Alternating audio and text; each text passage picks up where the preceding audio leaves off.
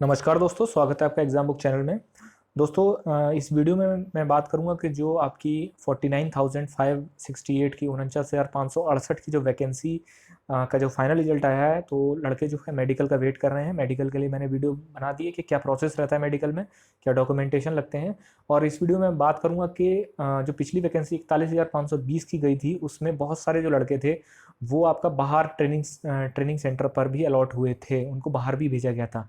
तो इसमें मैं बताऊंगा कि कौन कौन से ट्रेनिंग सेंटर थे, कौन कौन से स्टेट थे, कौन सा सिटी था, वो सब इसमें इस वीडियो में कवर किया जाएगा। और उसके बाद जो एक स्पेशल चीज़ बताऊंगा वो बताऊंगा कि उन ट्रेनिंग सेंटर में प्रॉब्लम क्या आई थी, कि अगर आप स्टेट में रहते हो तो आपको क्या सहूलियत मिलती है, और अगर आप उन ट्रेनिंग सेंटरों पर जाते हो तो क्या आपको नुकसान हो सकता है।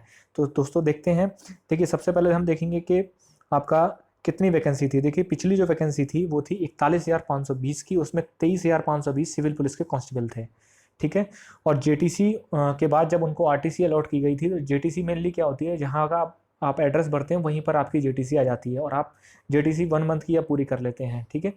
उसके बाद जब आरटीसी अलॉट होती है, तो आरटीसी में जो अलॉट हुई वो आपका, देखिए, जैसे कन्नौज के जो जेटीसी जनपद जिन्होंने जेटीसी अपनी कन्नौज में करी गई थी, उनको सीआईएसएफ आरटीसी बरवाहा मध्य प्रदेश ये अलॉट हुआ था।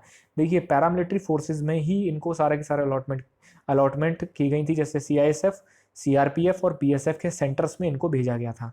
प्रॉब्लम्स मैं आपको आगे बताऊंगा क्या हुई, इसलिए फुल वीडियो आप देखना। उसके बाद जो कन्नौज के लड़के थे वो आपके भेजे गए बरवाहा मध्य प्रदेश में। ठीक। और उसके बाद क्या हुआ, उसके बाद आपका महोबा और बांदा के जो लड़के थे, उसकी ये संख्या दे रखी है कौन कौन से थे। ठीक है, टोटल संख्या ये है। ये आपका बीएसएफ एटीसी इंदौर। ठीक है, बीएसएफ एटीसी इंदौर में इनका अलॉटमेंट हुआ था। उसके बाद आपका सोनभद्र का, जिसका जेटीसी सेंटर जो सोनभद्र था, उसको भेजा गया था आपका बीएसएफ एटीसी उत्तर सिलीगुड़ी में भेजा गया था। सिलीगुड़ी मतलब वेस्ट बंगाल में। ठीक है। टोटल नंबर था 41,4106। और उसके बाद जो आपका ट्रेनिंग सेंटर था, ये कासगंज और फतेहगढ़ के जो लड़के थे, जिनका जेटीसी कासगंज और फतेहगढ़ था, उनको आरटीसी नीमच मध्य प्रदेश में भेजा गया था। ठीक है। उसके बाद कानपुर देहात में जो लड़के थे वो बेंगलोर भेजे गए थे। ठीक है, बेंगलोर में उनका बीएसएफ सेंटर है बेंगलोर, वहाँ इनका ट्रेनिंग हुई थी। कानपुर देहात और हमीरपुर द्वितीय, इसमें टोटल 548 कैंडिडेट थे, और इनकी जोधपुर राजस्थान में इनकी ट्रेनिंग की गई थी। उसके बाद जो है आपका देवरिया, संत कबीर नगर और हमीरपुर, इसमें टोटल कैंडिडेट जो थे वो 643 थे। और अमेठी उत्तर प्रदेश में सीआरपीएफ सेंटर भेजा गया था। ये है उत्तर प्रदेश में, लेकिन सीआरपीएफ सेंटर है वो। ठीक है। और उसके बाद आपका झांसी, ललितपुर और जालौन, इन जो जेटीसी सेंटर के जो लड़के थे 449, वो आपका आवड़ी तमिलनाडु में भेजे गए थे। अब देख रहे हैं बिल्कुल यहाँ। उसके बाद आपका चंदौली, मिर्जापुर, इसमें 492 टोटल कैंडिडेट्स थे, और उनको मुंडाली उड़ीसा में भेजा गया था। पूरे भारत दर्शन करवाते हैं ये।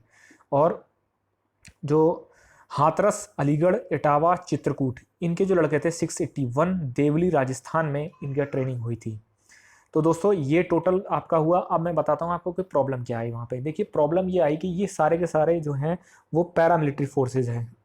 ठीक है, पैरामिलिट्री फोर्सेज है, और हमारे जो लड़के ट्रेनिंग कर रहे थे वो सिविल पुलिस के थे। इसलिए जब पुलिस एकेडमी की जो एक टीम जब वहाँ पर चेकिंग करने गई, तो वहाँ पर ये पाया गया कि भाई वहाँ पर जो है एक तरीके से ट्रेनिंग में जो है इंडोर पे बहुत कम ध्यान देते हैं, मेनली फिजिकल बहुत ज़्यादा करवाते हैं वो लोग। ठीक है, क्योंकि वो पैरामिलिट्री फोर्सेज है, उनका इतना ज़्यादा आईपीसी सीआरपीसी इन सब से लेना देना नहीं होता है। और जो यूपी पुलिस का जो कांस्टेबल होता है, वो फील्ड में जो है उसको कानून का अनुपालन करवाना होता है। तो वहाँ पर आपको इंडोर में बहुत ज़्यादा फोकस किया गया। लड़कों को खाना जो है वो ज़्यादातर उनको सहायता करानी पड़ती थी खाना बनाने में। उत्तर प्रदेश में जो लड़के ट्रेनिंग करते हैं उनके लिए मतलब अच्छी खासी सुविधा जो है करी जाती है, क्योंकि यहाँ पे ट्रेनिंग सेंटर सिविल पुलिस के कांस्टेबल की ट्रेनिंग के लिए ही बनाए गए हैं कि किस तरीके से उनको ट्रेनिंग करानी है। तो मूलभूत सुविधाएं जितनी भी हैं ट्रेनिंग सेंटर्स में, वो सारी की सारी हैं।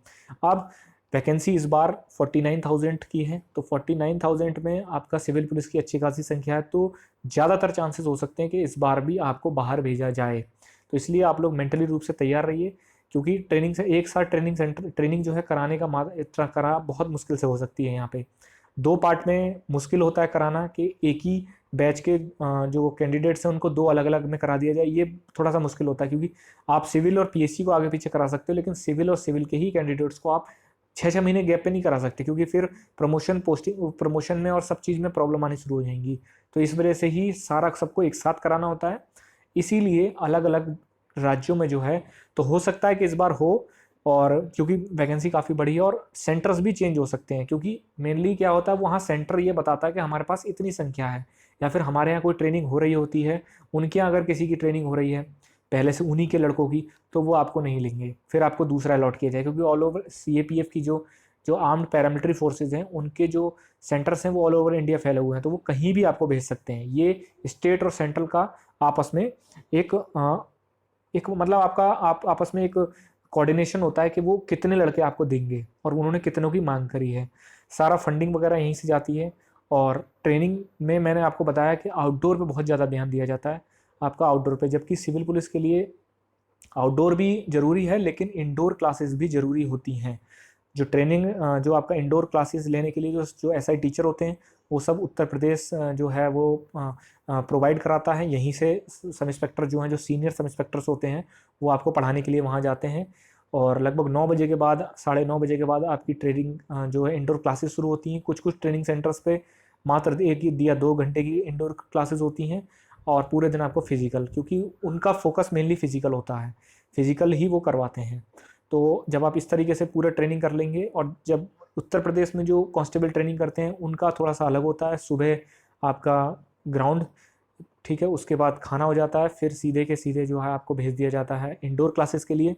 और लगभग आप 1:30 या 2 बजे करीब वापस आते हैं, फिर सीधे आप 4 बजे करीब ग्राउंड में जाते हैं, और 6 बजे आपका 6 साढ़े 6 बजे तक वो मौसम के अनुसार वो जो है आप सीधे अपने हॉस्टल आके खाना पीना खा के आप सो जाइए। तो ये पूरा होता है। अलग अलग CRPF सेंटर्स पे अलग होता है, CISF सेंटर्स पे अलग होता है।